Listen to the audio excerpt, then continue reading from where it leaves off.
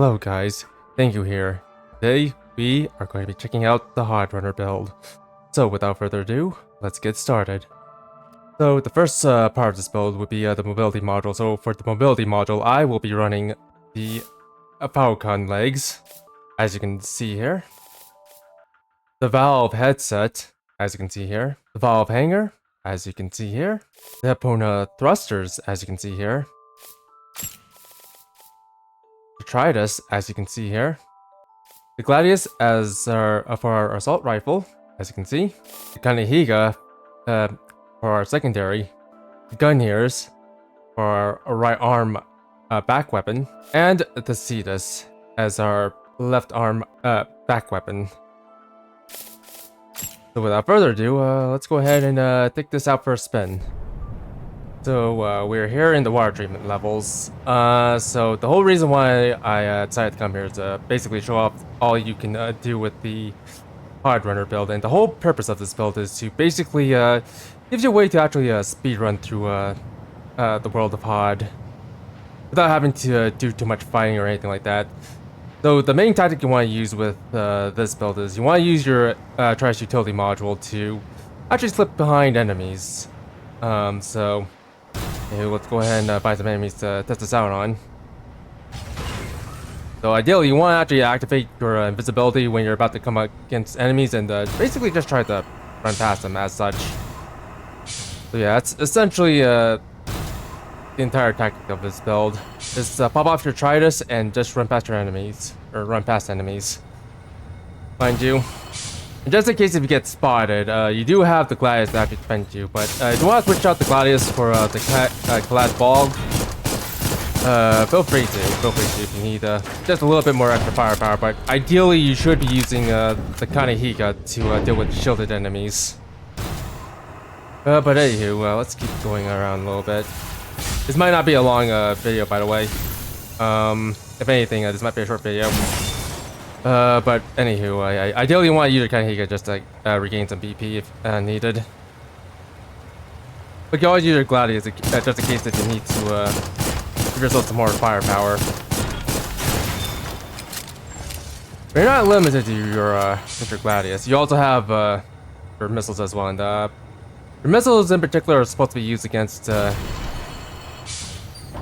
nymphs and like basically really fast enemies that you can't really hit so easily with the Gladius. That's the whole purpose of having the two missile back weapons in general. Let's go ahead and go up a little bit. Try to see if we can't find ourselves some shielded enemies. But yeah. By the way, if you want to do more videos like this, be sure to let me know in the comments down below. While you're at it, be sure to like and subscribe and hit the notification bell too, so I know if you guys want me to continue this series. And by the way, I'm kind of just using an old save here. Some stuff that I haven't actually picked up, but we're just gonna go ahead and pick this up. And by the way, the whole reason why we're going with the Falcons is flying utility modules tend to be pretty mobile and pretty quick at the same time. So in general, it's really in our best interest just to have something like this. Or have flying modules, or to be able to get around the world of Hard, because there are a lot of places where you do need to get around. Okay, just go ahead and turn invisible here. There's the benefit of actually having a thermal optic camo. Basically allows you to sneak up on enemies if needed. Or just to slip by enemies. And when we get to the next area, I'll just show you how powerful it can get. Give you like the upper limits of being able to sneak.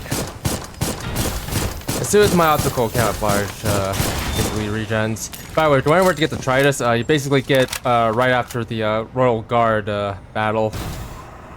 Right after Eden leaves, basically. But anywho, yeah, I'm sure this thing keep going for a little while. So, yeah, the goal here is to try to get all the way up over there in one fell swoop. Yeah, basically just gonna go ahead and start right here. That enemy starts attacking us, I might have to fight him too. Hopefully that doesn't happen. But yeah, basically when you're using the Tridus, you kind of want to keep an eye on your gauge, and yeah, if your gauge starts filling up like halfway, that's when your invisibility is gonna wear off. given that you don't actually kill anything or attack to begin with, or get hit, or just about anything really. So anyway, let's go ahead and keep going this way. So yeah, with the Tritus, yeah, as soon as that bar down below actually hits like halfway, that's why I lose my camouflage. But I have to actually be kind of careful too, because well, hard landings and anything similar, I'm not gonna make this. Will basically cause my Tritus to wear off, and should we wear off right now? There we go. Yeah, that's usually the upper limit to how far my Tritus can go, or how far the Tritus can go in terms of giving you as much invisibility as possible. Like once the bar built up like halfway, then yeah, you kind of want to actually just stop and just deal with things, and just wait for your Tritus to fill up. But yeah, if there's one thing I should probably warn you about when using the Tritus is yeah, just be careful about doing hard landing, because when you do a hard landing in this game, it basically cancels you out of everything, including being invisible. In fact, you know what? Hold on. Probably a good place to show you. I'm just sure I do a hard landing like right on that platform over there. And by the way, this enemy can't see me, so it's just blind firing. But if I were to drop down and get hard landing, that'll cancel me out of my Tritus. So yeah, be careful about using the Tritus when you are flying over things, because that can actually screw you over. And when you're outside your Tritus, you tend to be vulnerable with this build, more or less. That's where the Gladius comes in. Gladius and Cetus and well, all the other missile weapons. Just the rest of your weapons, essentially. That's essentially going to keep you alive, just in case if things do go wrong. Well, I guess I'll just deal with this.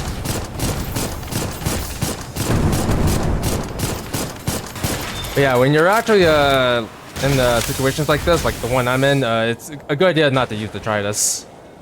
Because if you get hit while your Tritus is active, you do actually get cancelled out of your visibility. So yeah, be careful. Yeah, with Kanehiga, on the other hand, basically if you run to any shielded enemies, be sure to actually just use that and hit them in the back.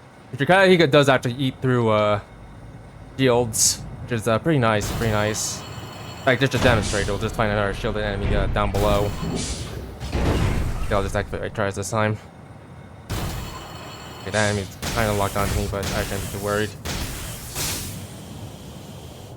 Okay, if I can get to you. I'll do a front stab.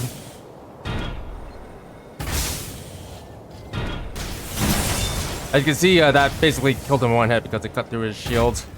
Although granted, well, if you want something a little bit more effective than this, or a little bit more impressive, I could, first of all, change out some of my items here.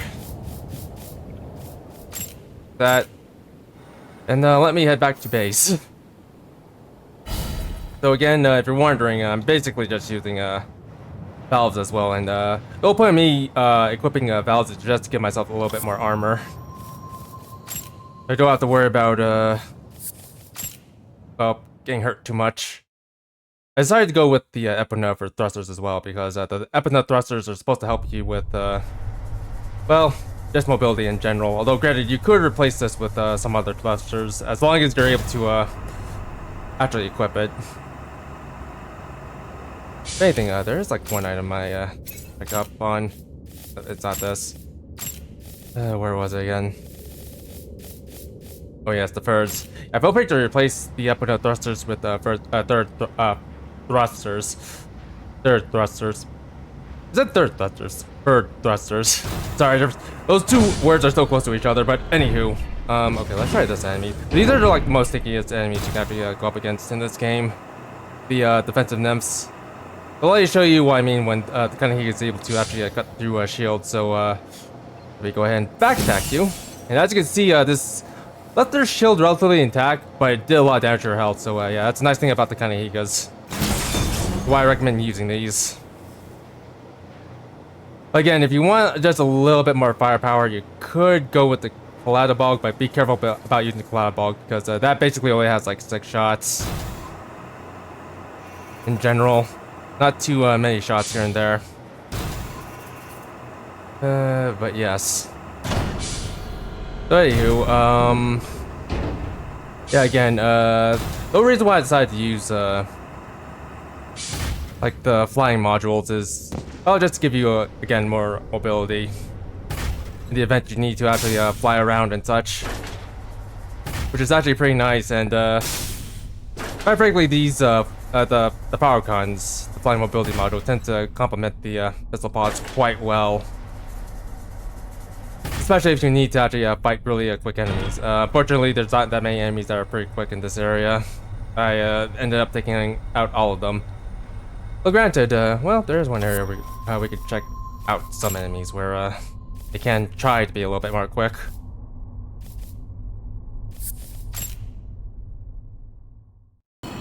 Go ahead and go over this way. Could be some enemies over here that could be that could put our missile pod to the test. Hopefully. Well, granted, it might be a little bit too fast. Okay, let's see if I can get your health down just low enough. Let's fire one status. Hopefully this doesn't kill him. Just need him to actually run. Oh, there we go.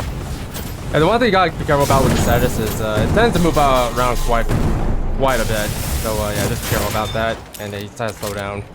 Unfortunately, these enemies aren't really good for testing out your missile weapons. Unfortunately.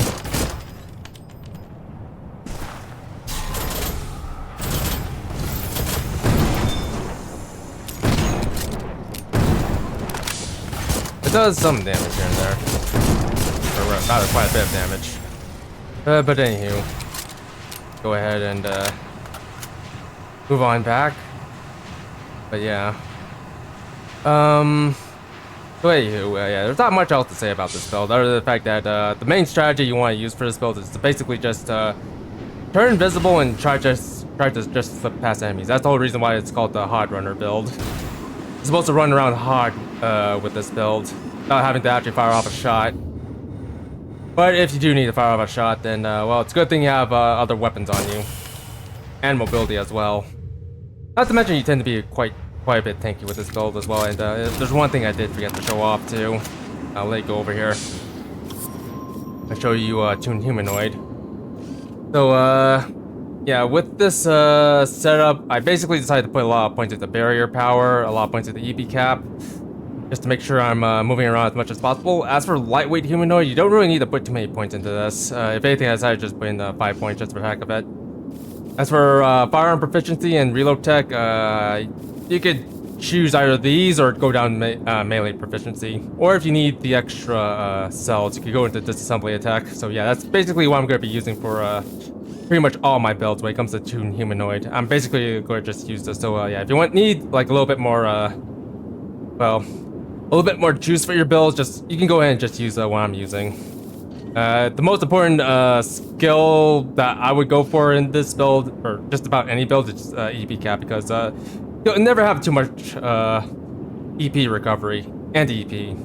But anywho, and that's going to be it for the Hard Runner build.